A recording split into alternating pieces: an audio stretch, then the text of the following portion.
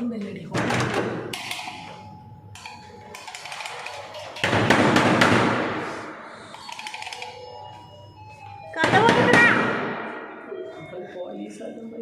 Police വരട്ടെ. ഇനി അവന് ഇന്നോട്ട് അവന് സമാധാനം കാണൂല. അവൻ ഇന്നോട്ട് സമാധാനം കിട്ടൂല. നോക്കിക്കോ, ഇനി നിന്റെ സമാധാനം നഷ്ടപ്പെട്ട രാത്രിയായിരിക്കും നിനക്ക് ഇനി ഓരോ ദിവസവും. നീ ഓർത്തോ കേട്ടാ? ഞങ്ങൾ കഷ്ടപ്പെട്ട് പൈസ മര്യാദക്ക് നീ കഥ പറ. കഥ പറയടാ നാളെ.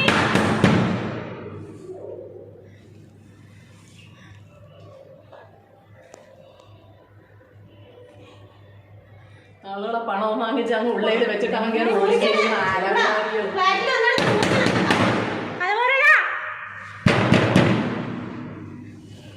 ഇന്ന് നീ വെളിയിറങ്ങൂല. നോക്കിക്കോ, ഇന്ന് നീ പോലീസിനെ വിളി.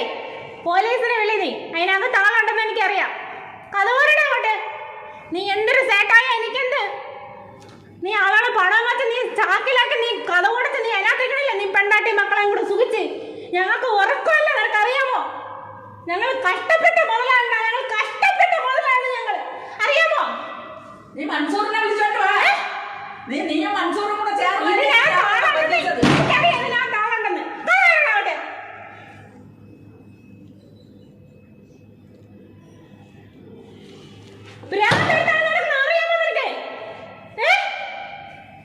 മര്യാദയ്ക്ക് കഥ പറ. ഞങ്ങൾ അനുസരിച്ചുണ്ടാക്കി വെച്ച പൈസയാണ്. ഞങ്ങൾ കഷ്ടപ്പെട്ട് കടുവ് കൂട്ടി വെക്കണ കൂട്ടി വെച്ചുണ്ടാക്കിയ പൈസയാണ്. മര്യാദയ്ക്ക് ഞങ്ങളെ ബാധ്യത നീ തീർക്കാൻ നോക്ക്. പറഞ്ഞ് മനസ്സിലാക്കി മര്യാദയ്ക്ക് മൻസൂറിനെ എവിടെ കൊണ്ടുപോകുന്നു? നീ ചാക്കി കെട്ടി കൊണ്ടുപോയതാണോ മൻസൂറിനെ പണം?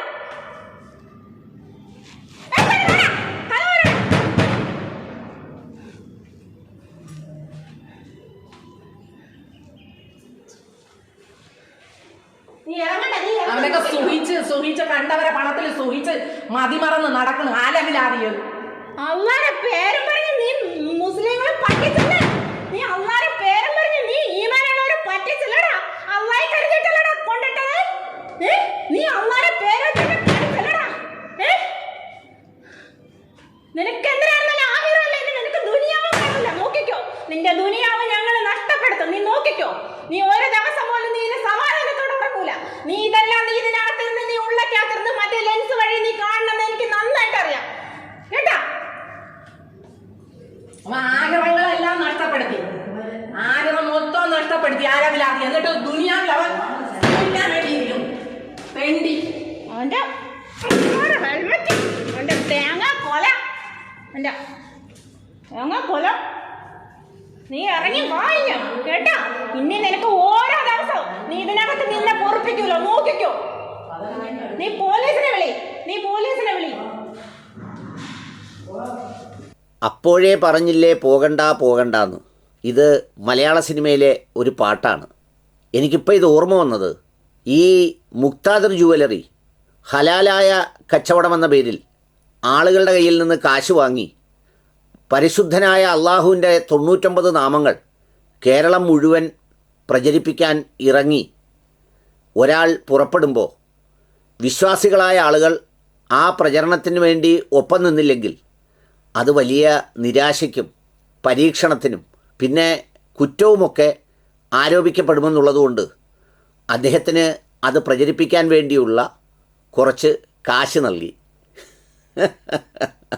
കുറച്ചല്ല, മണി കൂടുതൽ. അങ്ങനെ നൽകിയത് മുഴുവൻ ഇപ്പോൾ വെള്ളത്തിലായി എന്ന് ബോധ്യപ്പെട്ടു തുടങ്ങി. ഇത് വർഷങ്ങൾക്ക് മുമ്പ് പറഞ്ഞപ്പോൾ താങ്ങി നിർത്തിയവരും ഒപ്പം കൂടിയവരും കൂടി നക്കിയവരുമായ ഒരുപാട് പേരുണ്ട്. പക്ഷേ താങ്ങി നിർത്തിയവരുടെ തലയിൽ തേങ്ങ വീഴാൻ തുടങ്ങിയപ്പോൾ ഇപ്പോൾ ആളുമില്ല, അനക്കവുമില്ല. കരുനാഗപ്പള്ളി ഷോറൂമിൻ്റെ മുന്നിലും പിന്നെ മറ്റു പലയിടങ്ങളിലുമൊക്കെ ഈ നല്ലവരായ മനുഷ്യർ, ഏത് മനുഷ്യർ? അള്ളാഹുവിൻ്റെ 99 നാമങ്ങൾ കേരളം മുഴുവൻ എത്തിക്കുന്നതിന് വേണ്ടിയുള്ള മൂല്യവത്തായ നമ്മുടെ മൻസൂർ മുതലാളിയുടെ പ്രവർത്തനങ്ങൾക്ക് സദക്കകൾ നൽകിയവർ പലയിടങ്ങളിലും ഒത്തുകൂടി ദിക്റും സലാത്തും ദുആയും ഒക്കെ നടത്തുന്ന ദൃശ്യങ്ങൾ പുറത്തു വന്നുകൊണ്ടിരിക്കുകയാണ്. ഇനി അതിൻ്റെ എണ്ണം വല്ലാതെ കൂടും. ഇതിനെ സംബന്ധിച്ച് ഇതിൻ്റെ ഒരു മൂലകേന്ദ്രമെന്നുള്ള നിലയിൽ എൻ്റെ നാട്ടിൽ നിന്നുകൊണ്ട് ചില കാര്യങ്ങൾ പറയേണ്ടതുണ്ട്. അത് കുറേ വീഡിയോകളിലൂടെ പറയാൻ പറ്റൂ. കാരണം എനിക്കറിയാവുന്നവരും ഞാൻ കണ്ടുകൊണ്ടിരുന്നവരും അങ്ങനെ പോയി വീഴല്ലേ എന്ന് പറഞ്ഞപ്പോൾ ഞങ്ങളതിൽ വീണ് വലിയ കോടീശ്വരന്മാരായി ഇപ്പോൾ രക്ഷപ്പെടുമെന്നോർത്ത് പലതും വിറ്റും പറക്കിയും പിന്നെ 10 പൈസ പോലും ആർക്കും കൊടുക്കാത്ത, നാടൻ ഭാഷയിൽ പറഞ്ഞാൽ അറുത്ത കൈക്ക് ഉപ്പ് തേക്കാത്തവർ പോലും ഇപ്പോൾ കൊണ്ടിട്ട കഥ കേൾക്കുന്നത് 40, 60, 80, 95 ഇങ്ങനെ കൊണ്ട് എന്ന് നിക്ഷേപിച്ച ആളുകളൊക്കെയും അവരാഗ്രഹിച്ചത് ഹലാലായ പലിശയാണ്. നമ്മുടെ ഇല്യാസ് മൗലവിയൊക്കെ കുറേ നാളുകളായി ഫേസ്ബുക്ക് പേജിൽ എഴുതാറുണ്ട്, ഇതുപോലെ മുതൽ കൊണ്ട് കൊടുത്ത് ലാഭവീതം എന്ന പേരിൽ ഹലാലായ പലിശ വാങ്ങിക്കുന്നവരെക്കുറിച്ച്. അതിൽ 2 തരത്തിലുള്ള ആളുകൾ പെട്ടുപോയിട്ടുണ്ട്. ഒരു തരത്തിലുള്ള ആളുകൾ ഏതാണെന്ന് വെച്ചാൽ കഷ്ടപ്പാടുകാരും ബുദ്ധിമുട്ടുകാരും. ആരെങ്കിലുമൊക്കെ പിരിച്ചു കൊടുത്ത കാശ് അതങ്ങ് കൊടുത്താൽ തീർന്നു പോകുമെന്നുള്ളതുകൊണ്ട് മൻസൂർ മുതലാളിയുടെ കൈ കൊണ്ട് കൊടുത്താൽ എല്ലാ മാസവും മുന്തിയ തുക ഇങ്ങോട്ട് കൊടുക്കും എന്ന് മാത്രമല്ല കൊടുക്കുന്നവർക്കും കൊടുക്കും. ലോകത്തേത് വിഡ്ഢിക്കും അറിയേണ്ട ഒരു കാര്യമല്ലേ? ആളുകളുടെ കയ്യിൽ നിന്ന് വാങ്ങിക്കൊണ്ടു പോകുന്ന കാശ് നാട് നീളെ കൊണ്ട് നടന്ന് കയ്യും കണക്കുമില്ലാതെ വിതരണം നടത്തുമ്പോൾ ഇത് തിരിച്ചു കൊടുക്കാൻ മുതലാളി ഉദ്ദേശിച്ചിട്ടില്ലെന്ന് മനസ്സിലാക്കാനുള്ള ബോധ്യമൊന്നും ഉണ്ടായില്ല. അപ്പോഴും എല്ലാവരും പറഞ്ഞത് വലിയ ദയാലുവാണ്, വലിയ നല്ല മനുഷ്യനാണ്, ചെല്ലുന്നതിന് മുമ്പേ ഇങ്ങ് വാരിത്തരും. വല്ലവരുടെയും കാശ്, നാട്ടുകാരുടെ കാശ്, പാവത്തങ്ങളുടെ കാശ് അത് വാരി കൊടുക്കുന്നതിൽ എന്ത് വേദനയാണ് തോന്നേണ്ടത്? അതുപയോഗിച്ച് ഉംറയ്ക്ക് പോയവരുണ്ട്, അതുപയോഗിച്ച് ഫ്ലൈറ്റിൽ പറന്നവരുണ്ട്, അതുപയോഗിച്ച് ദീനീ പ്രവർത്തനങ്ങൾ നടത്തിയവരുണ്ട്. അതിലേക്കൊക്കെ വരാം പിന്നീടുള്ള വീഡിയോകളിൽ. ഇപ്പോൾ കൊണ്ടുകെടുത്തവരിലെ ഒരു ഇനത്തെക്കുറിച്ചാണ് ഞാൻ പറഞ്ഞത്. രണ്ടാമത് മറ്റൊരു തരം ഇനത്തിൽപ്പെട്ട ആളുകളുണ്ട്. ഇച്ചിരി ചുറ്റുപാടുകളൊക്കെ ജീവിക്കാനുണ്ടായിരുന്നു, പറമ്പും വീടുമൊക്കെ ഉണ്ടായിരുന്നു. ഇത് നോക്കിയിരുന്നാൽ ഒന്നും കിട്ടില്ലല്ലോ. മൻസൂർ മുതലാളി വന്നിരിക്കുന്നത് അള്ളാഹുവിൻ്റെ നാമങ്ങളുടെ പ്രചാരം ഏറ്റെടുക്കുന്നതോടൊപ്പം തന്നെ മനുഷ്യർക്ക് മുഴുവൻ ഹലാലായ കച്ചവടം പഠിപ്പിക്കുന്നതിനും വലിയ രീതിയിലുള്ള ലാഭവിഹിതം കൊടുക്കുന്നതിനുമാണെന്നറിഞ്ഞ് കിടക്കാടം വരെ വിറ്റ് 60-70 ലക്ഷം രൂപ കൊണ്ടുവന്ന് മുടക്കി വാടക വീട്ടിൽ താമസിക്കുന്നവരുണ്ട്. കുറ്റം പറയാനൊക്കില്ല. 60 ലക്ഷം രൂപ കൊടുത്താൽ മുതലാളിയുടെ കണക്കിൽ ഒരു മാസം ഏതാണ്ട് 60,000 രൂപ മുതൽ 80,000 രൂപ വരെ ലാഭവിഹിതം കിട്ടും. മുതലവിടെ കിടക്കുകയല്ലേ. അപ്പോൾ ഇതിങ്ങി കിട്ടിക്കഴിഞ്ഞാൽ നല്ല സുഖമായി ജീവിക്കാം. പിന്നെ മുതലാളി നാട് മുഴുവൻ ഷോറൂമുകൾ തുറക്കുകയല്ലേ, അതും അള്ളാഹുവിൻ്റെ ഓരോ പേരുകളിൽ. അത് കേട്ടാൽ ഏത് വിശ്വാസിക്കാണ് രോമം എഴുന്നേറ്റ് നിൽക്കാത്തത്? അത് രണ്ടാമത്തെ ആളുകൾ.